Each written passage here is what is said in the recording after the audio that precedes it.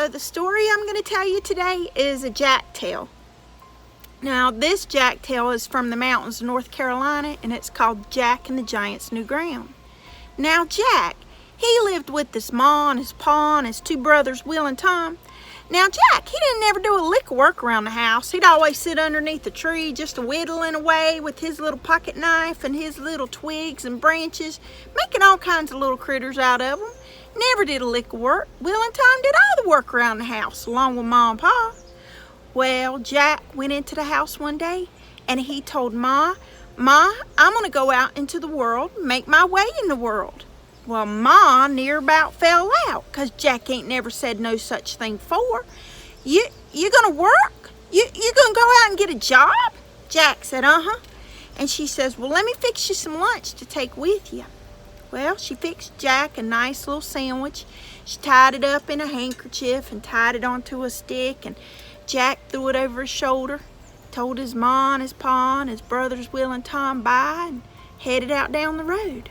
Now, didn't take long before Jack got hungry as he was walking down that old dirt road. So he sat down and he ate. He started walking again after he rested for a while, and he walks a good pace when he comes up to this fork in the road. Now, the fork in the road, down this fork, it's an old dirt road. Dirt road just like what he just left behind him. Figures ain't nobody rich lives back there. Ain't nobody rich lives up there. So ain't no use going down that road. So he decides to go down this fork of the road. Now this fork of the road, it's paved with cobblestones. Now, cobblestones is those round white stones that are laid out on the road, and it keeps the dust down. Jack figures if somebody had time to do that and could hire people to do that, surely they'd have work for him to do. So he headed off down that fork in the road. Well, he walks a good piece when he comes up on this big old fence, and it's surrounding this great big huge house. Jack ain't never seen a house so big before. It's got a big old wraparound front porch, and there's a man sitting up there in a rocking chair. So Jack, he knocks at the fence at the gate, and the man gets off the porch and he walks down and he says, yes, what can I do for you, son? Jack says, well, I was hoping you might have some work for me to do. Man says, nah, don't recollect I got any work for you, but you're welcome to come in and sit a piece if you want, sit a spell. We can sit on the front porch and rock and talk for a while. Well, I'd be much obliged to you, said Jack. Well, Jack walked up on that front porch and they sat in the rocking chairs and they rocked and they rocked, and the man, he looked at Jack and he says, now, what's your name, son? Jack says, my name's Jack. Well, Jack, it's nice to meet you. Jack says, who are you? Well, you don't know who I am, Jack? Jack says, uh-uh. He says, well, I'm the king. Jack said, the king? You're the king and you ain't got any work for me to do around here? Well, I do have some work, but I just don't know that you'd be able to do it. What is it? I'm the hardest worker there ever was. Where I come from, I could do it for sure. Well, I just need the new ground. I need the new ground cleared up there. I need you to clear the new ground up on the mountain. Well, I can do that. I can clear that new ground. I can cut down those trees for you. Well, there's a problem. There's a family of giants live up on that mountain, and every time somebody goes up there to clear that new ground for me, those giants get rid of them, and I just don't know that you'd be able to. You're an awfully little fella. I could do it. Well, I tell you what, I'll give you $1,000 a head for every head you bring back to me. $1,000 a head? Well, how many heads are there?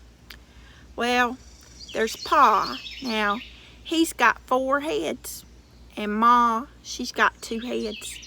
And then there's the brother. The big brother, he's got 2 heads. And then there's twins. Now those twins, they got 3 heads each. Wow, said Jack. I think I could do it. I want to give it a try. Well, you come on in and you get you something to eat first. Get your belly full and then you can head on up there. Jack says, much obliged to you.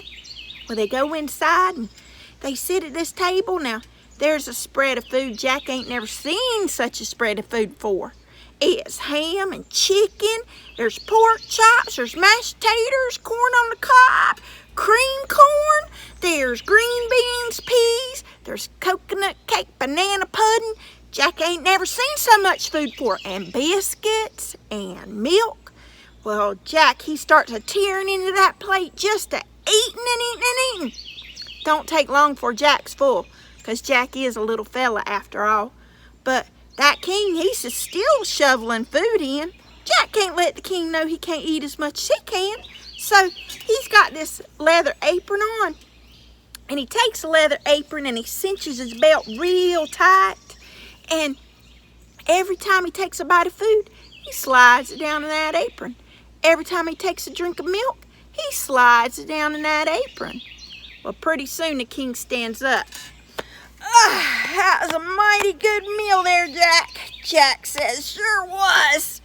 King says, I reckon you ought to get on started up on the mountain before it gets dark. Well, Jack says, all right. He goes, but what you reckon I ought to clear the new ground with?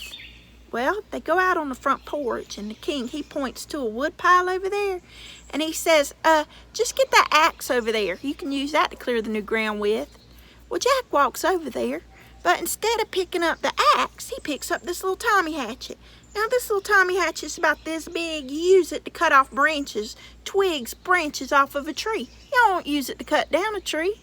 Jack, what you gonna do with that Tommy hatchet? I'm a-clearing the new ground. You can't be clearing no new ground, no Tommy hatchet, Jack. Pick up the axe. Well, I reckon I can, and I reckon I will use the hatchet, or I ain't going up there. All right, Jack, that's fine. You go ahead and you take that hatchet. I ain't never seen anybody clear no new ground with a new hatchet, but you go ahead on up there. Well, Jack, he heads up that mountain and he gets to the top.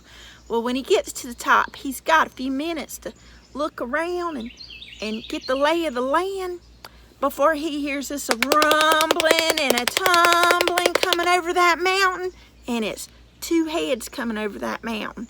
And Jack, he can barely make out because he's just seeing them coming over the mountain. He can make out that it's a young fella, so he knows it's one of the brothers. So Jack, he scurries up a tree as fast as he can. He gets to the top and he takes his hatchet. He starts hacking on a branch. Hack, hack, hack. Well, here comes that giant. Who's that a-hacking on my land? Well, Jack, he don't say nothing. He just keeps on a-hacking. Hack. Hack, hack. I said, who's that a-hacking on my land? Well, that giant, he looks all over the place, looking for whoever it is. Finally, he spots Jack way up in that tree, way up in the top of the tree. What you doing up there, boy? Jack said, I'm a-clearing new ground for the king. You can't be clearing no new ground from the top of a tree. Get on down here right now. Jack said, nope, I'm staying up here. This is where I'm going to clear the new ground from. You can't be clearing no new ground from the top of a tree. What's your name? Jack says, my name's Jack. Well, Jack, you get on down here right now, because Ma's going to want to have you home for supper. Now, Jack knew he was going to be supper if he came down, and he wasn't planning on being anybody's supper. So he said, nope, I'm staying up here. Giant said, I ain't never heard no tale of nobody clearing new ground from the top of a tree. Well, Jack said, you ain't met me before, 'cause I can do lots of stuff you can't do. Giant said, you? Little pipsqueak boy like you? Ain't nothing you can do I can't do. Jack says, can too. Giant says, cannot. Jack says, can too. Giant says, cannot. Jack says, can too. Giant says, what? Jack says, well, I bet you I could squeeze milk out of a flintstone. I bet you can't. I'll pick one up and toss it up to you right now. I want to see you do it. Well, when that giant bends down to pick up that flintstone, Jack, he takes his pocket knife and he cuts a hole right there in that leather apron. Now, you got to remember all that stuff was squishing around in there, and there's a milk and stuff in there where Jack was eating earlier. Well, that giant, he throws that stone up and Jack catches it. Jack takes it and he squeezes it and he pushes it against that leather apron. Squeak, squeak, squeak. Lord, how'd you do that? Do it again, Jack, do it again. Well, Jack, this time he squeezes it real hard, and it's just like a milking a cow. Squeak, squeak, squeak. if you can do it, I can do it too. You throw that stone on down here to me. Jack drops a stone and the giant catches it. Giant squeezes that stone and it turns into dust and flies away in the wind. Well, the giant said, that's just pure luck. Ain't nothing else you can do I can't do. Jack says, can too. Giant says, cannot. Jack says, can too. Giant says, cannot. Jack says, can too. Giant says, what? He says, I bet you I can cut myself from here down to here, stitch myself back up, and it won't hurt me a lick. Giant says, it's going to kill you for sure. You go ahead and do that. Well, Jack, he takes his pocket knife and he cuts himself from here to here, and then he stitches it back up. And that giant, he's got eyes as big as dinner plates. And he says, if you can do it, I can do it too. And he takes his pocket knife and he cuts through that, cuts himself from here down to here, and falls out dead, flat on the ground. Jack gets down, he gets that giant's heads, and he takes them down to the king. Now, how much money's Jack got? $2,000. $2,000. Well, the king says, Jack, you're the only person who's ever been able to do anything with those giants. Least you could do is go up there and try again, see what else you could do. Jack said, $2,000 more money than I ever had. It's enough. Jack, please, please, Jack, just go up there again. Jack says, all right, I will. Well, Jack, he heads back up that mountain. Well, Jack, he ain't got no time to climb up no tree, because there's this a rumbling and a tumbling worse than before, and it's 6 heads coming over that mountain. Now, who's that? That's right, it's those twins. Well, Jack, he don't have no time to climb up a tree, so he sees this hollowed out log over here on the ground, and he crawls into that hollowed out log. But before he crawls in there, he scoops him up some really sharp stones, and he climbs in and he hides, and he's ever so quiet. Well, up come those 2 brothers. Look, somebody done killed brother. Who you reckon done that? I don't know who done it. Well, what are we gonna do? Ma told us to get firewood. If we come back without firewood, she's gonna tan our hides for sure. Well, I don't know. Well, what if we tie brother onto the log, and then we put the log on our shoulders? I'll carry it like this, and you carry it like this, and we'll kill 2 birds with 1 stone. Well, brothers, you's a mighty smart fella. I sure am. Well, they tie brother to that log, and it's the same log that Jack's a hiding in. And they put that log up on the shoulders, and they started walking. Now Jack, where he's a-sitting, he could see the soft spot right behind the ear of that first giant. And he takes a stone, and he chunks it, hits him right in that soft spot. Ow! What you gonna throw a stone at me for? I ain't throw nothing at you. You did too, 'cause ain't nobody else here. Well, you better not throw another. Well, they started walking again. Well, Jack, he picks up another stone, he chunks it again, hits him in that same spot. I done told you not to be throwing no stones at me. And I done told you I ain't throwing nothing at you. Well, you better not do it again. I'm going to come out there and beat the fire out of you. Well, you go ahead, you think you can. Well, they started walking again. And Jack, he picks up the sharpest stone he's got, and he chunks it as hard as he can, hits that giant in that same exact spot. Well, this time that giant don't turn around to start flapping his lips none. He drops that log and lights into his brother, and they're beating each other up and a-fighting and a-kicking and a-biting each other, and done beat each other up so much on that ground that they just lying there. Can't even move a 1 little finger. Well, Jack gets out of that log and takes all those heads down to the king. How much money's he got now? $8,000. 2 from the first brother, and then 6 from the other 2 brothers. $8,000. More money than Jack's ever had in his whole life. Jack says, I'm going to head home now. Jack, there's only Ma and Pa left. Please go up there one more time. One more time, that's all I ask. Just one more time. Well, Jack, he is feeling a little sorry for the king. After all, the king had sent so many men up there that never came back. So he figured, all right, I will. This is the last time, though. All right.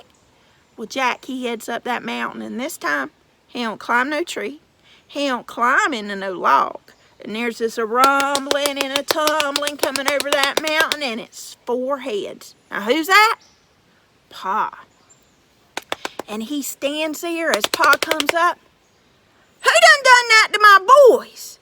Jack said, I did. You did? You's a little pipsqueak. How'd you do that?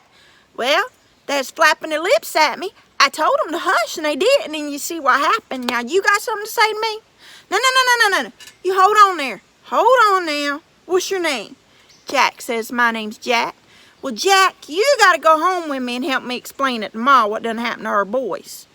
I ain't got to do nothing. Yes, you do. You done killed my boys. Least you can do is go help me explain it to Ma. Jack says, no, I'm staying right here.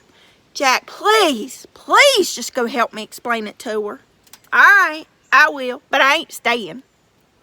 Well, Pa, he's so big, he puts one boy over this shoulder, one boy over this shoulder, and one boy under this arm, and he starts a-walking. Well, they get up to the house, and he tells Jack, now you wait out on the front porch. I won't go break it to Ma real easy before you do. All right. Well, Pa, he goes in, he shuts the door. Now, Jack, he ain't no dummy. He goes up to the door and he listens.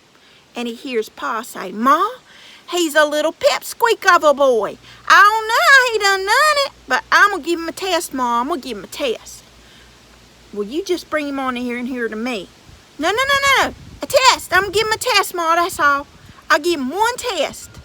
All right, but you hurry up, said Ma. Well, Pa goes out and he's got 4 buckets. 2 buckets in this hand and 2 buckets in this hand. And he starts to walking down to the creek.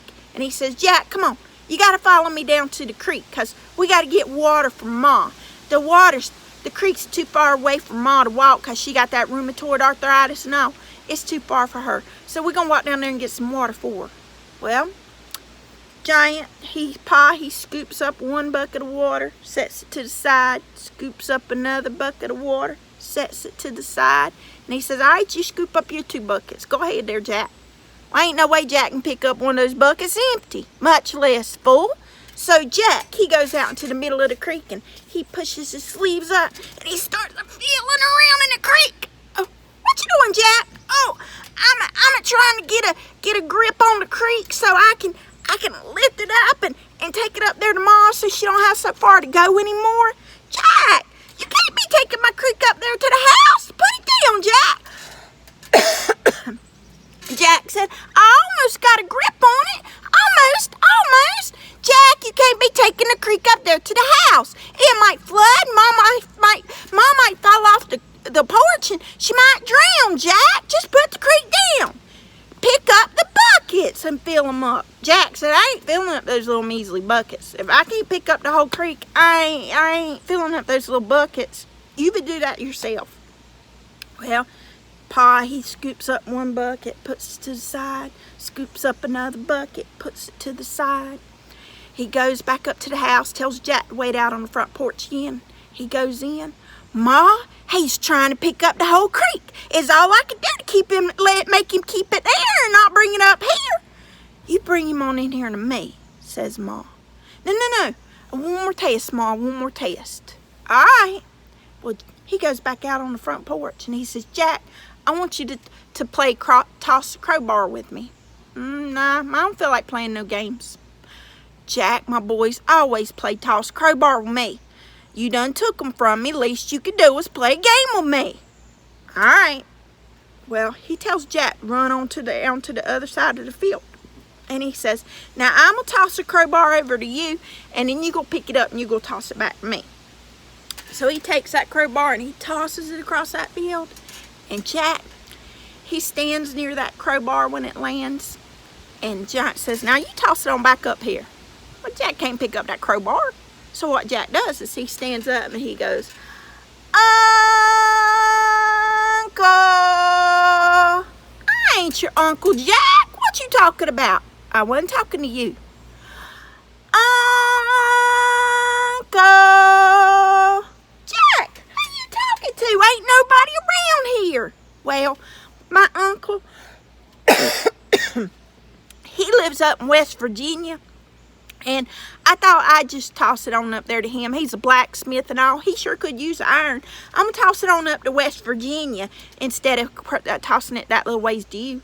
You can't be tossing my best crowbar up to West Virginia, Jack. Just toss it right here. I ain't tossing it that little way. If I can't toss it up to West Virginia, I ain't tossing it at all. Fine, Jack, fine.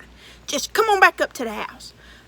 Well, they get up to the house, and he takes Jack in, introduces him to Ma, and Pa says, I'm going to go get some firewood. Well, he goes on back outside, and Ma says, come here, sit up here on the shelf. I'm going to wash and comb you for dinner. I don't need nobody wash and comb me. Jack, I always wash and comb my boys for dinner. Least you could do is let me wash and comb you. Now, Jack, he looked underneath that shelf, and there was a pot of boiling water. Jack knew what was up. He said, nope, I wash and comb myself. Jack, you always did my boys. The least you could do is let me wash and comb you for supper. Now get up here. Well, Jack gets up there, and she starts trying to comb Jack's hair, but Jack, he wants to sit still. Jack, sit still. I can't comb your hair if you're moving like that. I ain't moving. What you talking about? You are moving. I can't get hold of you if you're moving so much, Jack. Jack, just sit still. I don't know what you're talking about. Just get down, Jack, and I'll show you.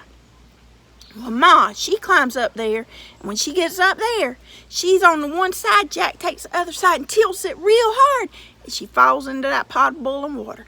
He puts the lid on it, and then he runs, and he hides in a chest, in a trunk, and in walks Pa. Ooh, Ma, Jack's a-burning. Can't you smell him, Ma? He's a-burning. Oh! And he goes over and lifts the lid up. He sees Ma. Jack, where you at? Where you at, Jack? Jack pops up out of that trunk. And Pa, he says, Jack, you just let me go now. Nah, I can't be letting you go now. I done told y'all about flapping your lips at me, flapping your gums, and that's what she did. So, Jack, just let me go, and I'll give you, I've got gold hidden. I'll give it to you. I promise I'll give it to you.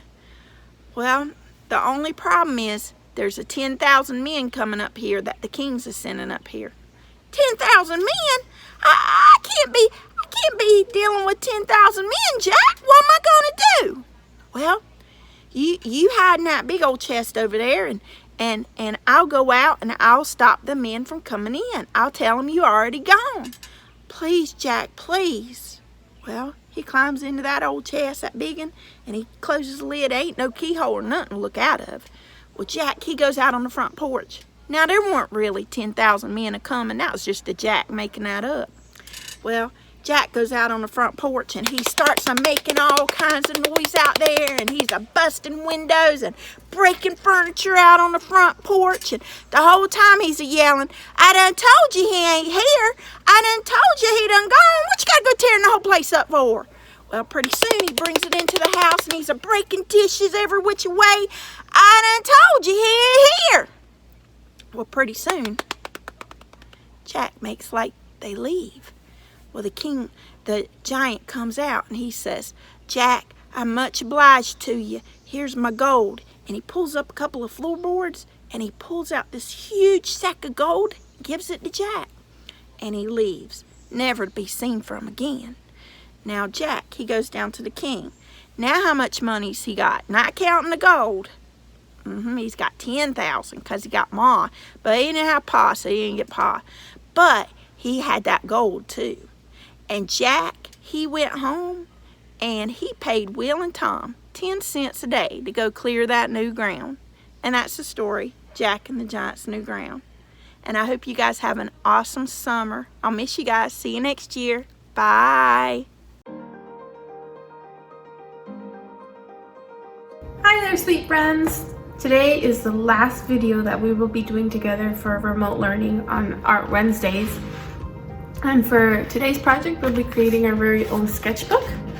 And we will also be doing an art project that I did along with an artist illustrator named Christian Robinson. He creates very lovely illustrations for children's books. And I thought it'd be really nice to create his project that he posted on his social media.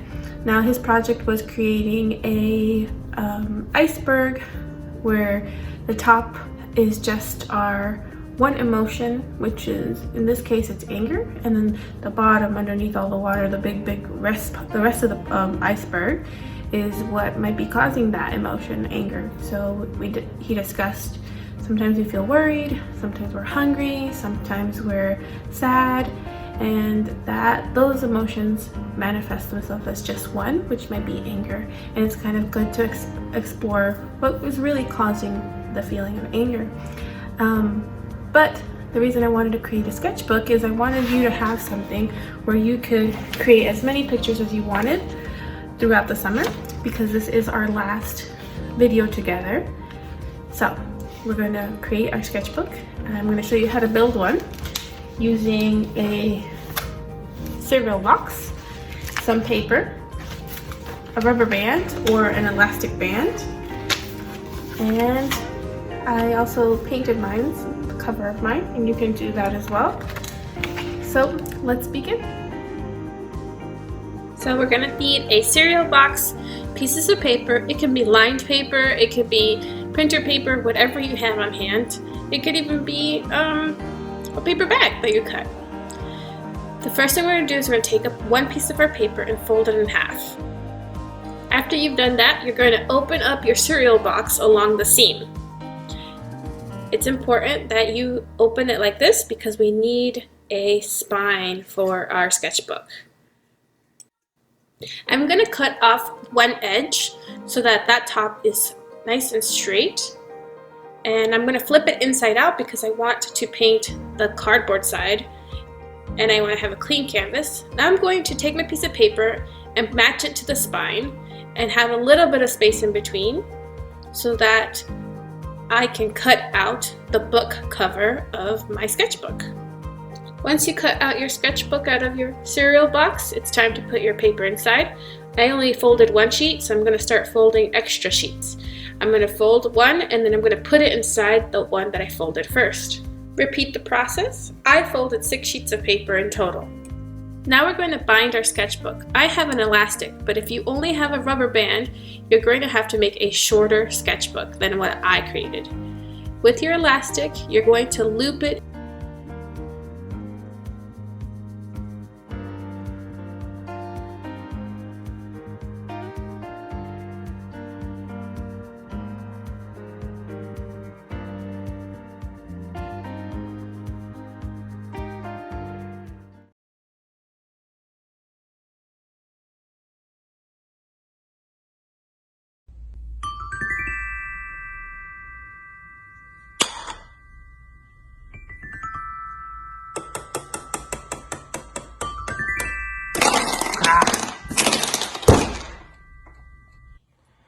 Do you ever get angry?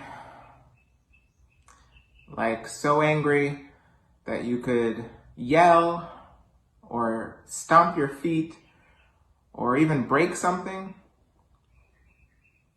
I feel that way sometimes too. And sometimes you feel angry because maybe you lost a game that you were playing. Maybe you saw something or read something that made you really upset, made you feel disappointed and mad. And you know what? That's okay. Anger is just one of many emotions that we feel. What's important is how we manage it and how we look at it. Anger oftentimes is the feeling that is right on the top. It's the feeling that's easiest to see. It's on the surface. And usually right below, there's a whole bunch of other feelings that we're not even seeing. So today, on Making Space, what we're going to do is create a project that helps us see anger differently by seeing all the feelings that are right under the surface. All right? Are you ready? It's going to be fun, I promise. Let's do this. All right, so here's what we're going to make today.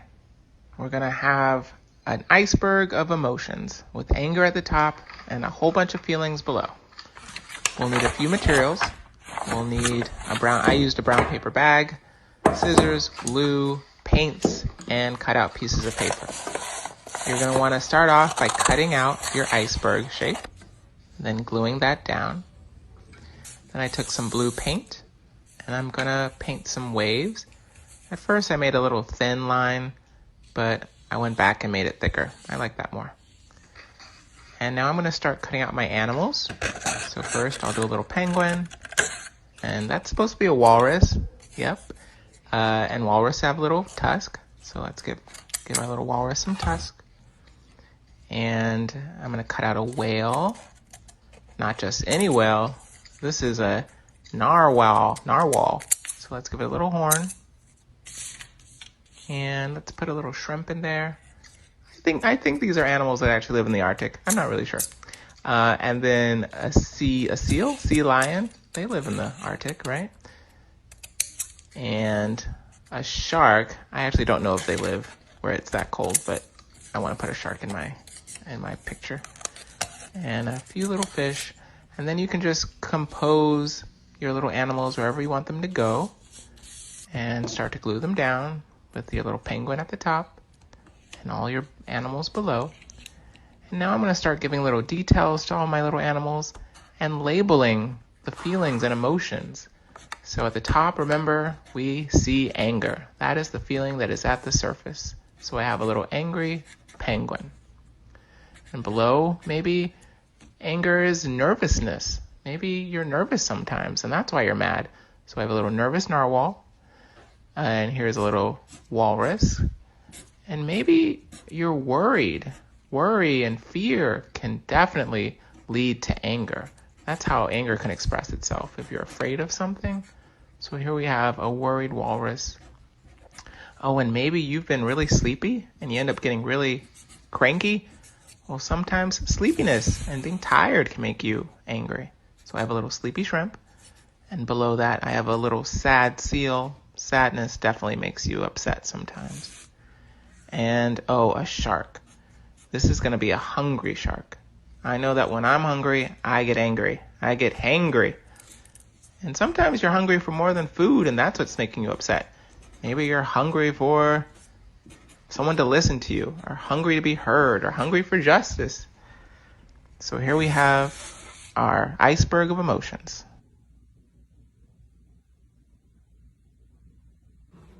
Today's art project was inspired by a book, Little Penguins, written by Cynthia Rylett and illustrated by me.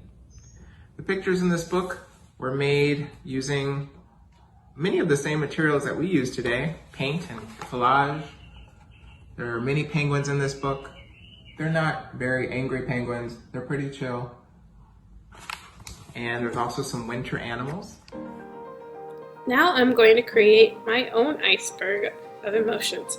I did a little sketch in my sketchbook just to help me out beforehand, and I had to create my own colored paper because I didn't have any colored paper. So I took color pencils and I started to shade in different colors for the different animals that I plan to cut out.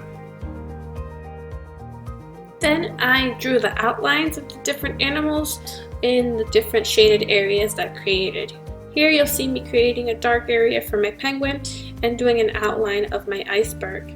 Once I cut out all of these pieces, I'll be ready to glue them into my sketchbook.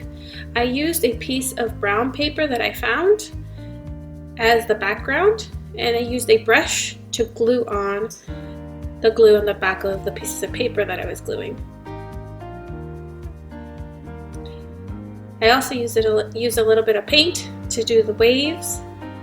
And I did a little bit of adjusting for the extra fish, but this project was really nice, and I really enjoyed doing this project that Christian Robinson showed us on his social media account. It was really relaxing and really helpful to think about my emotions and sometimes how my emotions are caused by various things.